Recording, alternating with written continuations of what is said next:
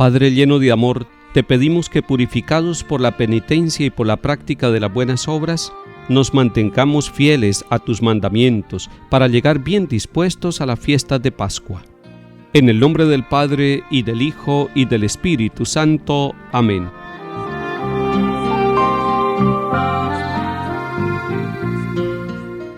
Lectura del libro del Éxodo, capítulo 32.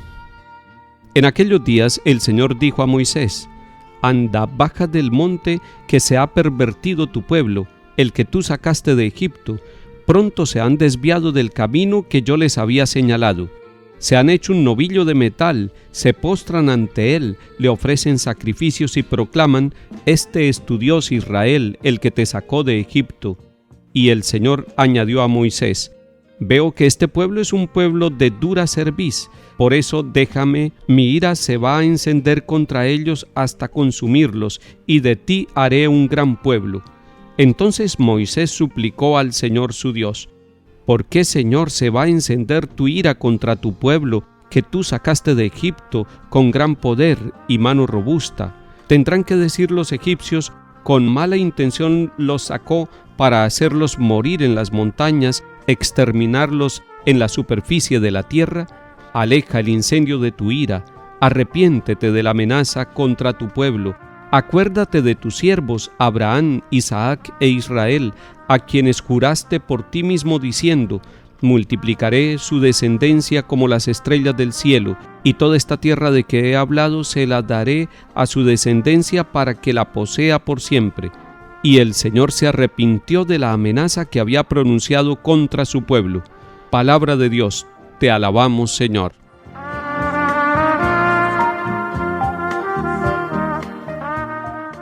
Recordemos siempre este pasaje bellísimo del capítulo 32 del Éxodo que hemos escuchado hoy. ¿Por qué es muy hermoso y por qué es muy importante para nuestra vida? Porque encontramos a Moisés haciendo oración de intercesión, el liberador del pueblo de Israel. ¿En qué consiste la oración de intercesión? Lo dice el Catecismo de la Iglesia y nos lo enseña la misma Iglesia. La oración de intercesión la hacemos cuando oramos por las necesidades de otra persona, ya sea vivo o difunto. Aquí encontramos a Moisés, que se dio cuenta de la ira de Dios por la idolatría del pueblo. El pueblo, en un momento de abandono, en un momento de descuido espiritual, se volvieron idólatras. Se olvidaron del Dios que los liberó, se olvidaron del Dios que los sacó de la esclavitud, se volvieron ingratos, son desagradecidos. La idolatría es un signo de ingratitud. La idolatría necesariamente es un no reconocer la obra de Dios amorosa y misericordiosa en nuestra vida. Eso le pasó al pueblo de Israel.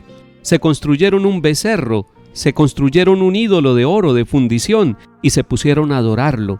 ¿Cuántos ídolos habrá también en nuestra vida? ¿Cuántas barreras habrá para que nosotros nos encontremos con Dios? El ídolo es una barrera, el ídolo es una muralla que no nos deja ver el amor de Dios, que no nos deja sentir el amor de Dios, la cercanía de Dios con nosotros. Pero Moisés, sabiendo que este pueblo es de dura cerviz, que es un pueblo que se equivoca, que es un pueblo que falla, que es un pueblo infiel, y sabiendo que Dios le está diciendo a él que va a hacer de él y de su familia un nuevo pueblo y que va a destruir el resto, había podido decir: me beneficio yo y mi familia y el resto que se condene. Pero no, él ama a su pueblo también, lo ama a pesar de los errores, y por eso intercede delante de Dios. Es que Moisés sabe el secreto que hay en el corazón de Dios, que Dios rechaza el pecado, pero ama al pecador, y por eso le insiste en nombre de Abraham, de Isaac y de Israel, y le recuerda las promesas que Dios ha hecho, y Dios se arrepintió de la amenaza que había pronunciado contra su pueblo. Vuelva usted a leer el capítulo 32 del libro del Éxodo, para que usted se vuelva también un intercesor, una intercesora por otras personas. Ahí desde su casa, desde su lugar de trabajo, hoy haga la experiencia de orar oración de intercesión. No pida por sus necesidades personales, no diga por mí, no ore en primera persona singular, ore por los otros, lejanos o cercanos, familiares o amigos, e incluso ore por aquellos que le han hecho el mal a usted. Ore por aquellos que son perseguidores de su comunidad. Haga oración de intercesión por aquellos que están en grupos terroristas, por aquellos que están en el narcotráfico, por aquellos que están en la corrupción, por aquellos que han abandonado la iglesia. Ore también e interceda por ellos.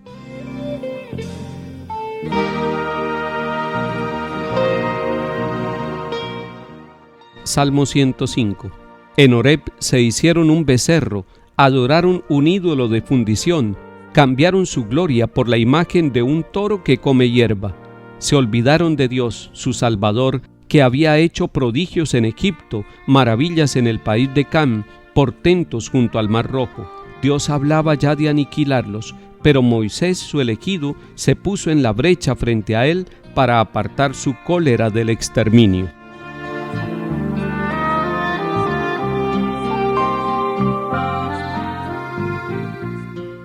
Lectura del Santo Evangelio según San Juan, capítulo 5. En aquel tiempo dijo Jesús a los judíos: si yo doy testimonio de mí mismo, mi testimonio no es válido. Hay otro que da testimonio de mí, y sé que es válido el testimonio que da de mí. Ustedes enviaron mensajeros a Juan, y él ha dado testimonio de la verdad. No es que yo dependa del testimonio de un hombre. Si digo esto es para que ustedes se salven. Juan era la lámpara que ardía y brillaba, y ustedes quisieron gozar un instante de su luz. Pero el testimonio que yo tengo es mayor que el de Juan. Las obras que el Padre me ha concedido realizar, esas obras que hago dan testimonio de mí que el Padre me ha enviado.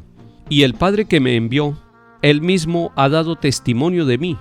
Nunca han escuchado su voz, ni visto su semblante, y su palabra no habita en ustedes, porque al que Él envió no le creen. Estudian las Escrituras pensando encontrar en ella vida eterna, pues ellas están dando testimonio de mí. No quieren venir a mí para tener vida. No recibo gloria de los hombres. Además, los conozco y sé que el amor de Dios no está en ustedes. Yo he venido en nombre de mi Padre, y no me recibieron. Si otro viene en nombre propio, a ese sí lo recibirán. ¿Cómo pueden creer ustedes que aceptan gloria unos de otros y no buscan la gloria que viene del único Dios? No piensen que yo los voy a acusar ante el Padre. Hay uno que los acusa, Moisés, en quien tienen su esperanza.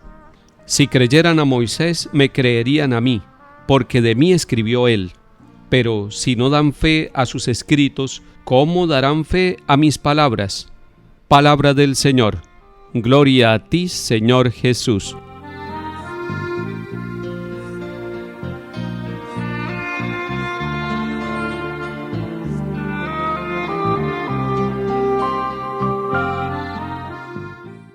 La palabra testimonio está relacionada con testigo. Para que una verdad sea conocida debe haber algunos testigos. Debe haber una o dos personas que dan testimonio. La palabra de Jesús está siendo cuestionada. Están diciendo: ¿cómo así que este se hace llamar el Hijo de Dios? ¿Cómo así que este cura a un paralítico en sábado? ¿Qué es lo que está pasando? Y entonces Jesús, sabiendo la mentalidad de los judíos, que les gusta tener el testimonio de uno o dos o más testigos que hablen y que le den certeza al pueblo y que le den confianza, les habla de los testigos. Hay un primer testigo que él menciona, que es Juan Bautista, porque los judíos le mandaron preguntar a Juan Bautista y él dio testimonio de Jesús. Era como una lámpara que estaba brillando y como un primer anuncio. Pero Jesús dice: yo no necesito el testimonio humano. Por eso Jesús va a anunciar que hay otros dos testigos que testifican a su favor. ¿Cuáles son? El primero es el mismo Padre. Dice: ustedes no lo han visto, pero el mismo que me envió da testimonio. ¿Y cómo es el testimonio que Dios Padre da de Jesucristo? A través de las obras. Las obras que realiza Jesús, los signos, los milagros, la curación de ese paralítico y todas las curaciones que Él hace son obras de la vida de Jesús realizadas por voluntad de Dios Padre. Es decir, Jesús está diciendo: miren mis obras. Qué bueno que uno pudiera decir eso también. Miren mis obras, soy coherente. Lo que yo hago da testimonio de que soy un buen hombre o una buena mujer que ha asumido la vida cristiana. ¿Cuál es el segundo testigo que pone Jesús? Las Escrituras. Y les dice: ustedes buscan vida en las Escrituras. Y está bien, hay personas que buscan vida en las Escrituras, en la palabra escrita. pero la palabra se hizo carne y habitó entre nosotros. Si creyeran a las Escrituras, creerían al Padre. Es hermoso saber que en la Iglesia Católica nosotros tenemos la palabra escrita, la tradición y esa palabra que se va manifestando en los acontecimientos de nuestra vida. Es necesario que la Biblia y la vida vayan unidas, que el catecismo, es decir, la tradición de la Iglesia, nos ayude a iluminar el camino de nuestra vida. En el tiempo de Cuaresma, acudamos a la palabra de Dios, pero para vivirla con coherencia, y dejemos que nuestras obras manifiesten el amor y la confianza que le tenemos a Dios nuestro Padre. Que el Señor nos bendiga y acompañe en el nombre del Padre, y del Hijo, y del Espíritu Santo. Amén.